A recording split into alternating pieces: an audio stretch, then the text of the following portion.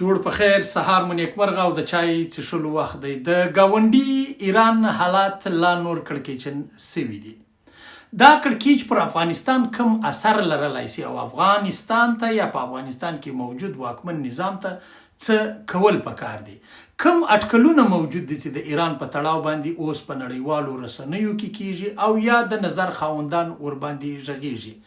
دوه عمده اټکلونه دي په ایران کې د اوسني کړکېچ په تړاو باندې. یو دا دی چې شاید امریکا مخامخ برید وکړي او په دې برید په پایله کې دوی خپل عسکر ورننه باسي او په ایران کې د ایراني ځواکونو سره مخامخ په جګړه کښیوزي.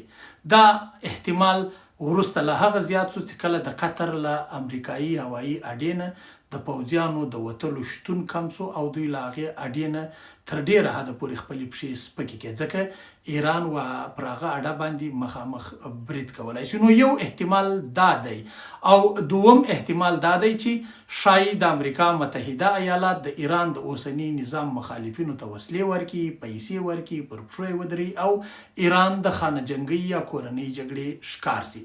په دې دواړو حالاتو کې به د ایران اوسنی نظام تغییر کوي، خو په لومړني حالات کې چې کله پر دوی باندې پوځ مخامخ برید کوي او په ایران باندې امریکایي پوځیان او اسرائیلي پوځیان ننوځي، په دې حالت کې تر ډیره حده پورې امکان لري چې د ایران نظام ژر ړنګ شي او هلته یو نوی نظام رامنځته شي.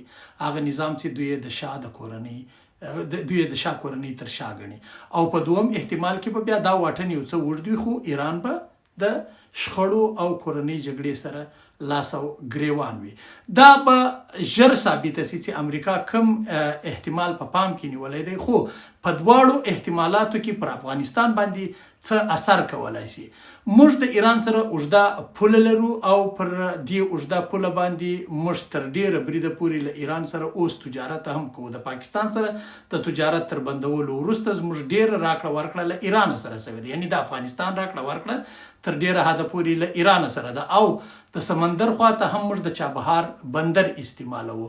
نو که په ایران کې حالات خرابیږي، جګړې پیښیږي، هم به دا لاره پر موږ باندې یا بندیږي یا به ټکنۍ کیږي او تجارت خو به له هغه ځای څخه را روان تجارت په هر حالات کې له داسې ستونزو سره مخامخ کیږي چې په افغانستان کې به د لوږې کچه لوړه ځي، په افغانستان کې به د ګرانۍ کچه لوړه ځي او افغانستان به له یو اندازه بحران سره مخامخ کیږي. نو په داسې یو حالات کې چې افغانستان له داسې یو بحران سره مخامخ کیږي، د افغانستان اوسني حکومت ته څه پکار دي؟ د افغانستان اوسني حکومت ته پکار دي لومړی تر هر څه چې د ایران پر سرحد باندې ځواکونه زیات کړي او د ممکنه ترهګرو د راننوتلو مخنیوي وکړي او مخه یې ډب کړي. دا تر ټولو لوی عمده او بهترین اقدام دی. او په دوم قدم کې له ملګرو ملتونو سره خبره کول پکار دي، د نړۍ له ځواکمنو او مالدارو هیوادونو سره خبره کول پکار دي چې که په ایران کې جګړه پیښیږي نو تاسو باید و افغانستان ته امکانات ورکړئ چې په افغانستان د ایرانی کډوالو بوج ته وژه ورکړي، ځکه راځي خو به خامخا نه یوازې دا چې ایرانی کډوال به راځي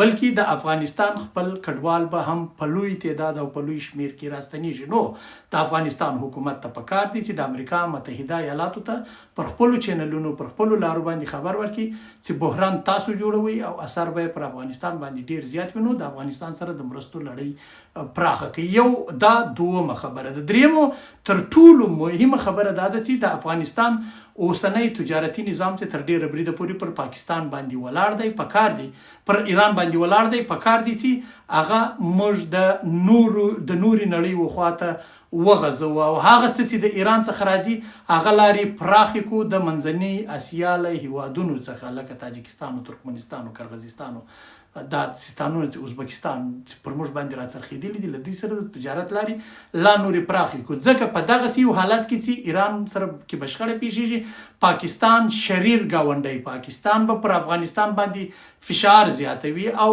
په افغانستان باندې به خپلې غوښتنې مني. دا هغه احتمال دی چې تر ډیره بریده پورې ډیر خلک اټکل کوي. نو زما په نظر باندې تر ټولو ښه او غوره اسانه او ارزانه لاره دا ده چې افغان تجاران وهڅول شي چې د منځنۍ اسیا څخه د توکو راوړل زیات کړي او پر هغه باندې د مالیو لیول راکښته کړل شي. ګټې به بیا حکومتونو عموما په اضطراري حالاتو کې ګټې نه کوي، ګټې به بیا وروسته وشي، خو اوس په دا حالات دې سټیج ته ورټېلول شي. نو بیرته راګرځم د ایران حالات ته. په ایران کې لکه څنګه چې تاسو خبر یاستئ د انټرنیټ شبکې بندې دي او اطلاعات نه راوځي. کله چې اطلاعات نه راوځي نو هر ډول احتمالاتو ته خلک لمن وي یا هر ډول احتمالات خلک شوني ګڼي.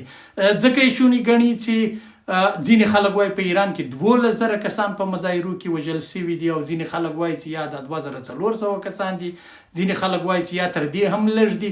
خو چې هر څو کسان وژل شوي وي پیښې دردناکې دي، هلته ډېرې وژنې شوي دي او اوس د اعدامونو لړۍ هم پیل شوې ده چې په یوه شپه کې محکمه په یوه شپه کې په سبا اعدام دا لړۍ پیل شوې ده. نو په دې کې افغانانو ته پکار دي د ایران په چارو کې لاسوهنه ونه کړي او موږ ته د افغانستان د اوسني حکومت ته پکار دي چې تر ډېره حده پورې که څه بېطرفي پاتې کېدل به اسانه نه وي، شوني به نه وي، خو تر ډېره حده پورې که لږ تر لږه په میډیا کې هم بېطرفه پاتې شي دا به د افغانستان دپاره یو ډیر ښه کار وي، یو ډیر ښه اقدام به وي. نو ژوند د یو داسې افغانستان په هیله چې دلته سوله وي، نور به خلک خپل کار کوي چې هر څه یې کول.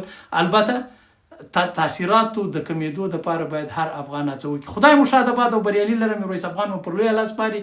تر بلې لنډې ویډیو ژوند